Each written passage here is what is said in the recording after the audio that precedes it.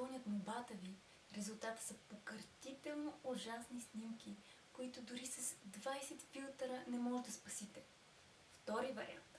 След като изпълните молбата на приятеля си в нужда, редовно чувате репликата: как можа да ми направиш такива ужасни снимки? И в двата случая това видео ще ви помогне. Здравейте! Днес ще ви дам 7 съвета за по-добри снимки. И без лични приказки започвам с номер 1. Фокусът е върху мен.